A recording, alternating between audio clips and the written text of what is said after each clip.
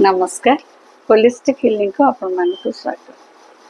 8+8+8 ये नियम विषय आज कथा आम प्रतिदिन 24 घंटा को यदि आम 8 घंटा कार्यपाई 8 घंटा विश्राम पाई एवं 8 घंटा निजपाई यहीपरि भाव यदि बांटिकी आम दिनटी को काटिबा ताहले आम गोटे सफलतम व्यक्ति भाव उभा हवा। ताले 8 घंटा निजपाई यथा निज कार्यपाई प्रथमे 8 घंटा आम निज कार्यपाई तथा आमर कैरियर आमर वृत्ति आम एक उत्सर्गित समय दबा।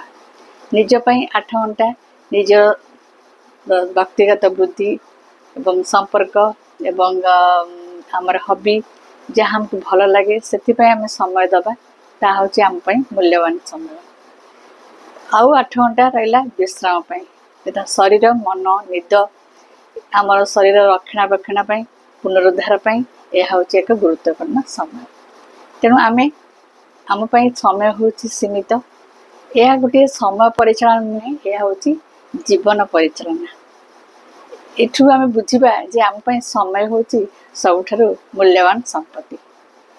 ताई प्रथम विचार करवा जे कार्यपाई 8 घंटा क्या कार्य आमर वृत्ति नित्यांत आवश्यक आमर निजर भरण पोषण रोजगार निश्चित दरकार। तेणु आमर कार्यपाई आम 8 घंटा दबा किंतु आमर जो कार्यटी आम ठारू बड़ न हो अर्थात आपण चाकरी शेषक ठारू अधिक से आम ये 8 घंटा टी भल भाव उपयोग कर आम वृत्ति रे लगेबा। यह नुहे जे आम समस्त दिन समस्त घंटा आम यही वृत्ति रे लगेबा किंतु यापाई कौन दरकार ना आमको गोटे प्लानिंग दरकार। आम ठीक समय कार्य रे पहुँचवा आग्रह सहित एकाग्र हिसाब रे आमर उत्पादकता वृद्धि करवा से आमर आवश्यक रोचे कौन ना आम आमर कार्य दिवस माने आरंभ एवं शेष ताहा आम निर्घंट करदबा और ताकू पालन करवा। द्वितीय है 8 घंटा विश्राम। विश्राम गोटे विलास नुहे यह हूँ आमर आवश्यकता। जदि आम ठीक भाव में विश्राम नहीं पारिबा नहीं आम जो काम एते दिन एते समय दे काम करुचे ताकू उपभोग करने आम बंचे कठिन हो पड़े। तो केवल कार्य विरति नुहे निद द्वारा आम शरीर में कोषगुड़िकर मरामती हुए एवं मांसपेशी सुस्थ रहे एवं आम रोग प्रतिरोधक शक्ति बढ़ी थाए। आम जब ठीक भाव में विश्राम करवा आमर मेमोरी एकत्रित हुए एवं आमर ज्ञानगत बुद्धि घटे एवं आमर भावना को नियंत्रण करे। आमर जदि ठीक भाव में विश्राम नबा ताहले आमर जोटा चाप हार्मोन अच्छी ता शरीर ह्रास पाई जाए एवं शरीर रे आमर सामग्रिक भाव में आमर आहरण शक्ति बा मनोभाव दृष्टिकोण परिवर्तन घटे।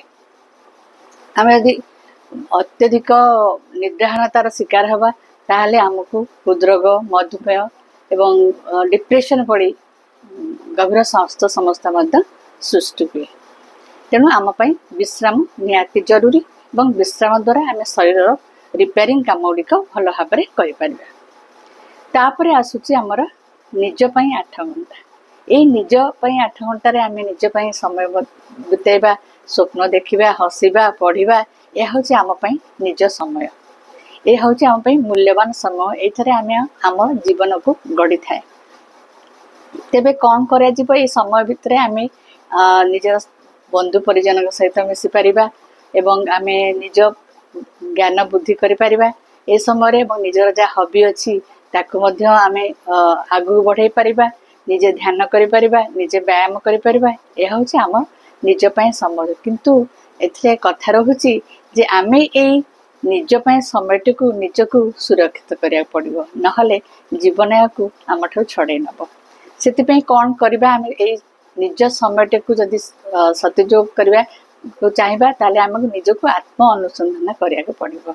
ए समय भितर आम निजको निजे कौन जानिया चिंता करवा जर्नालिंग करवा एवं आत्मचिंतन रे रहिबा एवं आमे बंधु निज परिवार सहित गुणात्मक समय बितेबा निजर हॉबी को विकसित करबा एवं आमे सोशल मीडिया ठारू टिके दूरे रहिबा एवं निजर यदि कोनोसी विषय प्रति दुर्बलता रही आग्रह रही से विषय अधिक ज्ञान आम अर्जन करें।